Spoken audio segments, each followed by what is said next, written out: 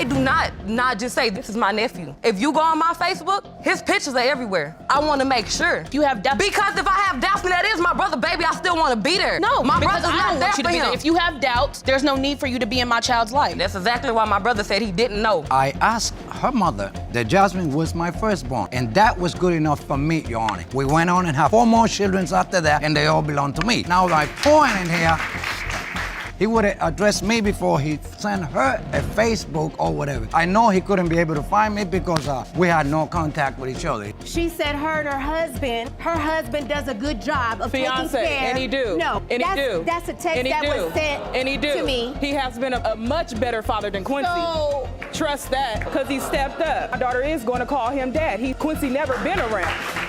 Mrs. Thayer kicks off by hoping to glue what's left of her marriage back together. And boy, does she mean business. She's here to prove that Mr. Thayer is indeed the daddy-o of not one, but 2 munchkins, Cadence and Matthew Jr. Sounds like a Maury episode, doesn't it? Miss Thayer, you are here today in hopes of saving what is left of your marriage. In doing so, you've summoned your husband, Mr. Thayer, to paternity court to prove that not only did he father your 19-month-old daughter, Cadence, also your 3-year-old son, Matthew Jr. Mr. Thayer's on stage with trust issues thicker than a bowl of oatmeal. He's ready to hit the divorce button if the kiddos turn out not to be his. Talk about drama. You say you absolutely do not trust your wife, and you are prepared to get a divorce today when the results reveal that either one or both kids are not yours. We don't even have sex anymore. What married couple doesn't have sex?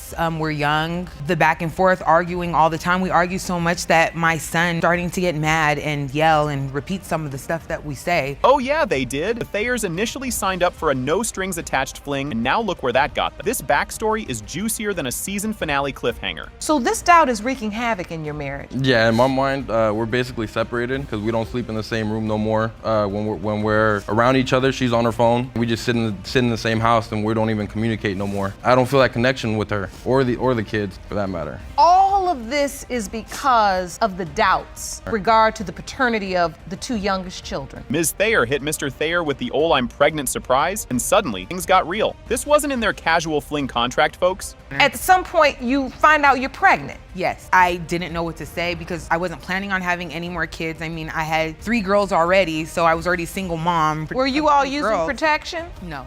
Fail to plan to fail. And then I believe she was pregnant before we even got together. Because Matthew was born 3 weeks early. She told me about 3 weeks in that she was pregnant. The emotional gloves are off, and these two are throwing accusations like confetti at a parade. Mr. Thayer's doubting the entire timeline, and honestly, who can blame him? But you claim she was with somebody else approximately 3 weeks before. It hurts. I mean, I love him or I wouldn't have married him. This is the person that I want to spend my life with. This is my first child too, Your Honor. I was excited because I didn't have no kids, I didn't have a family or anything, and she was gonna give that to me. That I can grow with and I can watch them grow and I can teach them all the things that they're supposed to do in their life that I didn't do in mine. Cue the suspicion music because Mr. Thayer can't figure out how they made baby Cadence when the bedroom's been colder than a penguin's toenails. Yep, he went there. Your doubt surrounding Cadence. That is your younger child. You all have 2 children together, potentially. Yeah, because around the time that she was conceived, we weren't really having sex. Find out she's pregnant again and immediately doubt. How are we gonna have a kid if we don't have sex? So you testified earlier, Ms. Thayer, that you were in a sexless marriage. Yes. I mean, when he's talking about with Cadence. The results are in, and oh snap, it's not looking good for Ms. Thayer. The machine tagged her as more deceptive than a fox in a henhouse. You'd like to tell us before I read these results. Like I said, the only people that I messed with was during the break that we had that he's talking about where I moved out. Ms. Thayer, you were asked, in the last 4 years, have you had sexual contact with anyone other than the 2 men you have previously disclosed? You said no. The lie detector determined you were being deceptive. Drum rolls, please. It has been determined by this court, Mr. Thayer, you are the father. I told you.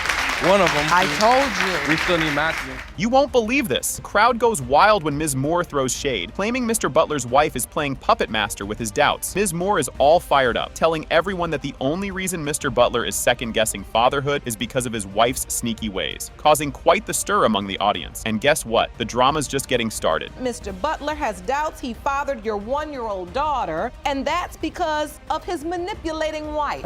Mr. Butler, you argue you've been told on multiple occasions admissions by the plaintiff herself that you are not her child's father. Oh, snap. Here comes Mr. Butler with his own side of the story, doubting he's the daddy because Ms. Moore once told him he wasn't. He lays it out, recounting times Ms. Moore straight up denied his paternity, which gets the judge digging deeper. Buckle up because the roller coaster is about to drop. One time was because he was harassing me, him and his so-called quote-unquote wife. So you admit, Ms. Moore, you told him you're not the child's father. One time. It's happened because she told me I'm not the dad. She told me I'm not the father. Why would she tell you that? The baby don't even look like me. This just got real. Ms. Moore and Ms. Harrison are now locking horns over whether Mr. Butler did his part as a dad. The clash heats up over some juicy texts about another dude stepping up as dad, showing just how messy this situation is. Keep your eyes peeled because there's more tea coming your way. And That's a text that was sent to me. He has been a much better father than Quincy. So, trust that. my husband do a good job keeping me and... Because he stepped up. My daughter is going to call him dad. Quincy never been around. Hold on to your popcorn, folks. We're diving into the nitty-gritty of the pregnancy timeline, the court questioning when exactly Ms. Moore got pregnant. This critical convo throws some serious doubt on Mr. Butler's paternity claims. The plot thickens, and you'll want to stick around for the next twist. The baby looked just like Quincy. Now, if she can't do the math, that's her problem. She needs to sit down. December 11th, the doctor told me I was 7.5 weeks. And the baby was born... July 26th. I had 2 dates. I had an emergency C-section on July 26th. Was Quincy anywhere to be around? No. You didn't tell me.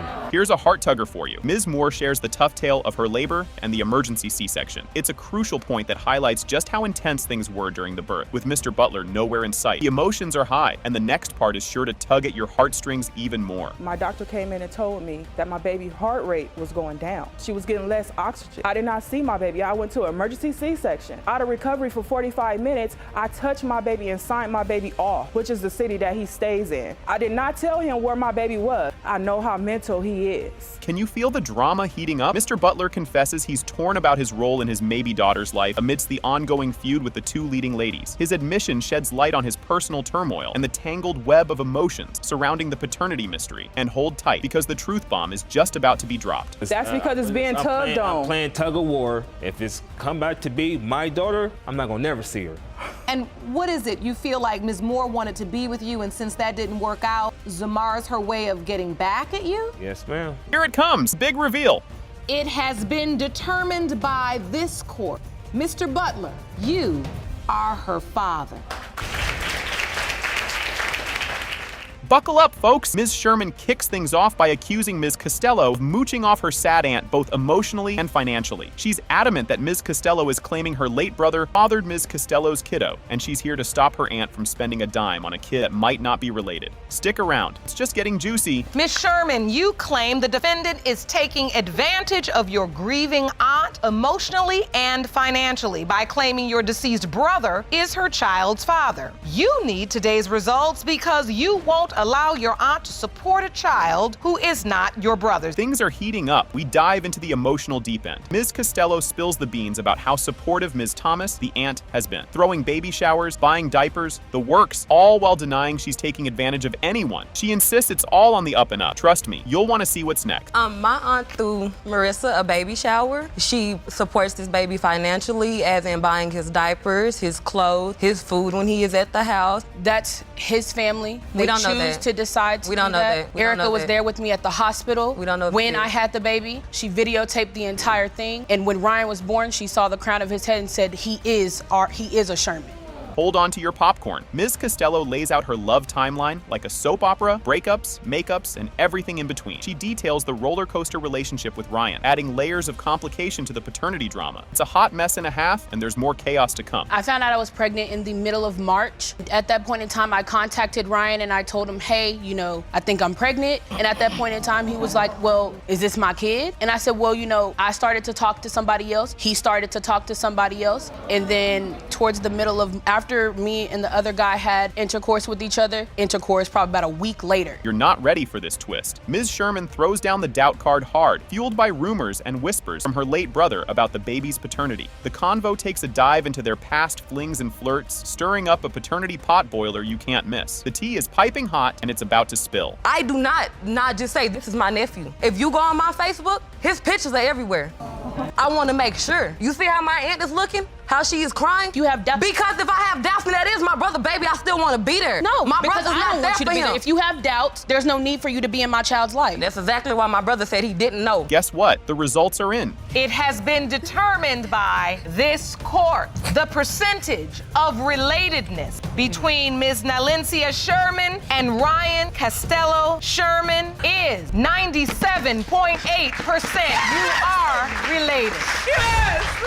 In a twist right off the bat, Ms. Osborne drops a bombshell, accusing her mom of fudging the truth about who her real dad is, insisting it's gotta be Billy Jack Fitzmaurice. They've even called in the big guns with a paternity test to settle this family feud once and for all. Buckle up, because this family roller coaster is just leaving the station. Ms. Osborne, you have brought your mother to court because you claim she lied to you about the identity of your biological father. You are here to prove Billy Jack Fitzmaurice is your dad. Finally prove the truth. You admit your daughter believed that Mr. Fitzmaurice was her dad, but now stand in court to prove that another man is her biological father. When Savannah was just 12, out of the blue, her mom hints there might be another dad candidate on the scene. This bomb drops while they're chilling and watching TV, sparking a family drama that sends Savannah dialing her aunt for some serious backup. Grab your popcorn, folks. This soap opera's got more twists coming right up. We were just sitting watching TV, and all of a sudden she looks at me, she says, you know, there's a possibility that another man could be your father. And what was your reaction? At the moment, I didn't know what to do. I kind of just left the room, went and called my aunt. What happened? Savannah was very upset because she thought that Billy, my brother, was not her father. I assured her that I believe 100% that Billy is her father. Donna admits she let Savannah believe Billy was her pops because his family was stable enough to give her a good life. It's a bit of a whoopsie moment that opens a can of worms about family secrets and who's who. Hang tight, because there's more tea about to be spilled. Yes, I told her that another guy could be her father, but I never told her that Billy Jack was her father. For 12 years, who were you saying was her biological father? I didn't say who was her father. And at the time his family took her in, I was young. I knew that they would have a good life for her, and they stepped up and asked to take her, and I knew that they could provide a better life for her at that time. It's heating up as Donna spills the beans about juggling romances with Billy Jack and another mystery man during the crucial baby-making time. This confession tosses a wrench into the Who's the Daddy mystery, setting the stage for some major drama. Keep your eyes peeled. Plot's about to thicken. Because I was back and forth between the two, I was with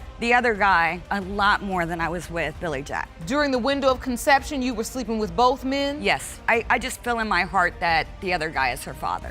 And I see you can't even look at your mother right now. You're not even turning your head. Because I just want to know the truth of who my father is. Savannah lays it all out, confronting her mom about the daddy dilemma that's been gnawing at her since she was 12. It's a full-on emotional unload where secrets spill and tears flow. This is some grade A drama. Guess what? It ain't over yet. There's more heart-to-hearts on the way. It really feels horrible to not know who my real father is. After growing all these years to believe somebody else was my father, and it couldn't be. I am sorry, Savannah. You was young. When you was 12, figured that you was old enough to be able to handle it. So I waited to help you because I didn't know how you would react being so young and me telling you that, if it would confuse you more. You can almost hear the sad violins as Savannah talks about the pain of dragging her mom to court over this paternity pickle. It's a rough ride, and she's just looking for some honest answers. Don't go anywhere. Auntie's about to step into the spotlight, and she's got a story to tell. At the end of the day, it must hurt that you had to drag your mother to court today. Yes, it really does, but I need to know the truth. Brought up on a lie, I have to know. Because the young woman you believe is your niece. Yes, Savannah is my niece, and I love her dearly. And we were always told from day one from Donna that Savannah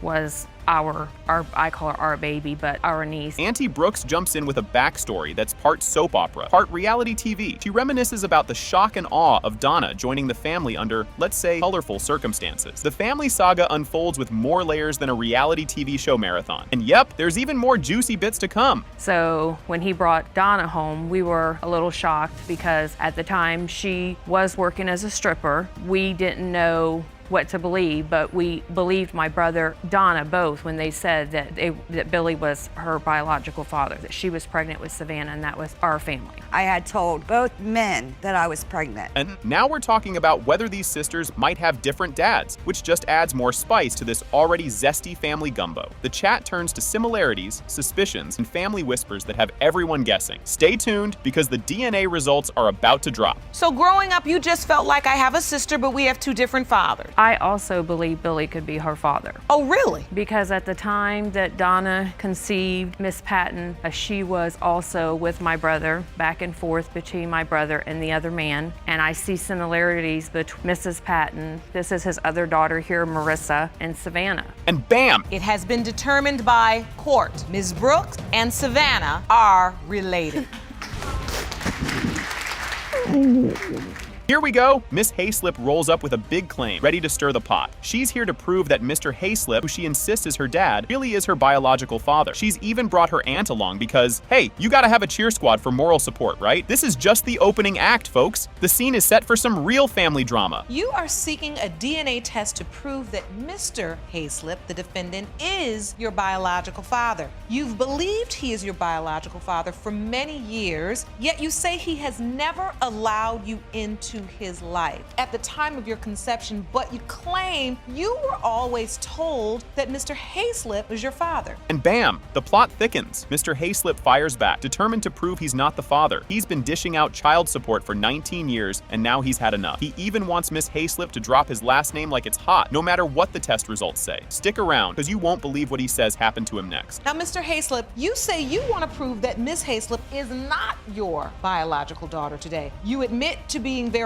angry because you claim you've been forced to pay child support for the past 19 years for a child you did not father, so that she no longer has yours after today's test results are revealed. Yeah. Hold the phone. This just got juicy. Imagine minding your own business, driving, and boom, cops pull you over and drop a child support bomb on you. That's Mr. Hayslip's story, and he's sticking to it. He had no clue until a cop slapped cuffs on him and spilled the beans. What's next? Miss Hayslip's going to hit you right in the feels with her side of things. I had moved from southern Michigan to northern Michigan.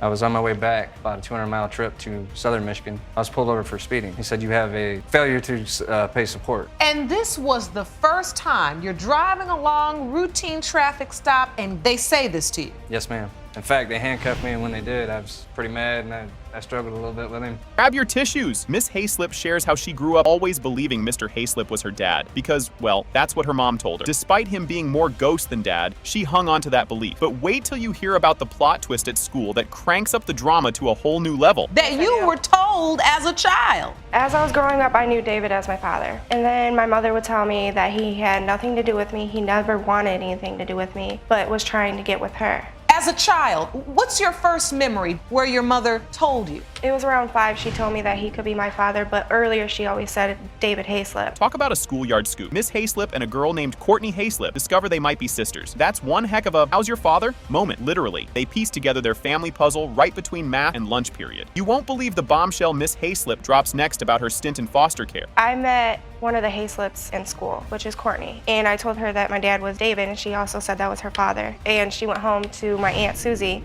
and told her that she met me. My Aunt Susie told the truth. Up until that point, you all going to the same school and don't know Yes, you're Your Honor. potentially sisters? Yes. For a long time, they rode the same school bus and didn't even know it. Here comes a heart-wrencher. Miss Hayslip throws down the big question. Why didn't Mr. Hayslip take her in, leading to her long years in foster care? It's a moment that could make onions cry. Just you wait until Mr. Hayslip spills the beans on his legal battles. It's a real doozy. And then finally, after several months, she finally set it up to where that I could meet Celeste. My first impression of her, I thought she looked a lot like me when I was little. We had a bond that we had connected, and then we started getting close, and then her mother, a long time, and the next thing you know, they put her into foster care. 5.5 years. I just want to know why, if you knew me back then, why didn't you try to get it taken care of back then? Strap in for some legal labyrinth tales. Mr. Hayslip dives into how he's been duking it out with the law, trapped by a default paternity rule. He's convinced it's all a big mistake, but the drama is just heating up because his daughter Courtney is about to step into the spotlight with some skepticism of her own. That's not even part of my family, and I've fought, it's Cass County, Michigan. Every month, I have filed paperwork with them. They deny me. Since I didn't answer the letter, the original letter for the blood, back then it was a blood test, then I was deemed the father by default. Exactly. And they're saying there's nothing I can do to get a DNA test. I'm just, for 18 years, I'm stuck paying child support no matter what because I had a fling. Cue the suspense music. Courtney Hayslip steps up and shares why she's not buying the sister story. Turns out Dad never mentioned anything about having another daughter. If secrets were a sport, Mr. Hayslip might be league champion. But hold on to your popcorn. The DNA results are up next, and it's a real cliffhanger. Are you doubtful that she is your sister? A little bit, because I've never been told about her, and I wouldn't think that he would deliberately try to hide something from the family if he knew it was his. I had 2 other children from another mother after my marriage had broken up. Yes. I had gotten with someone else. I did not hide those children from them or anything. I told them straight up, you know, hey, you've got a brother, you got a sister, here they are, let's meet them. You can't make this stuff up. DNA results are in, and guess what? In the case of Hayslip versus Hayslip, when it comes to Celeste Hayslip, Mr. Hayslip, you are her father.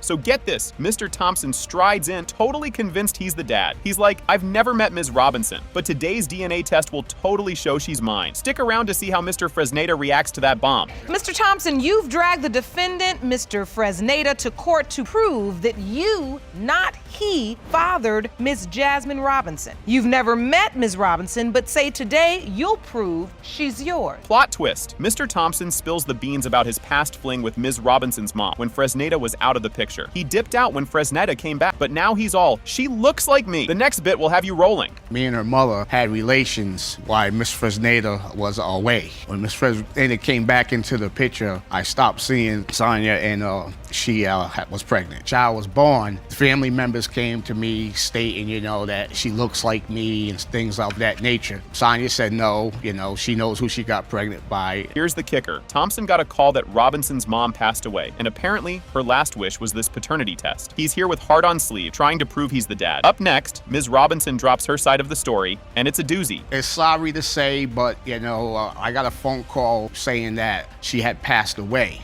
And I was like, Are you speaking of Jasmine's mother, Ms. Yes, Robinson's mother? Yes. It was her wishes to say that it was Mr. Fresneda's baby. They raised her, but I'm here today to prove that I am the father. In my heart, she's my daughter. So, Ms. Robinson's chilling one day when, boom, Mr. Thompson slides into her DMs back in 2010. Fast forward to 2015, he hits her up again with the big dad reveal. Wait till you see how Mr. Fresneda takes this news. 5 years later, 2015, he had reached out to me again. I have a copy of the Facebook message that he sent me saying like, hi, do you know who I am? And I had said no. And then that's when he had started explaining the situation of how he's supposed to be my dad and not George, and it was a big secret, and like everybody knew but nobody said anything about it. And here comes Mr. Fresneda, totally aware of the whole dad drama. He's wishing Thompson had just come to him first instead of going through Facebook. Things are about to get real spicy with Aunt Felicia stepping into the mix. I asked her mother that Jasmine was my firstborn, and that was good enough for me, Your Honor. We went on and had 4 more children after that, and they all belong to me. Now, my point in here, he would have addressed me before he sent her a Facebook or whatever. I know he couldn't be able to find me because we had no contact with each other. He lives in one town and I live in another. Hold on to your popcorn because Aunt Felicia is about to stir the pot. She's seen some family resemblances that she just can't ignore and thinks there might be more to the story. The DNA results are up next, and they're a real game changer. Did she ever mention to you that Mr. Thompson could potentially be Ms. Robinson's father? She always denied it. If we brought it to her attention, she always said that Ladden was not Jasmine's father. Because as Jasmine was growing up, as the aunt, started seeing a little difference in the children. You did? I did. The moment of truth. Judge whips out the DNA results, and guess what? It has been determined by this court. The biological father is Mr. Thompson. You are her father. Thank you very much, Your Honor. Sorry. You're all right. Sorry.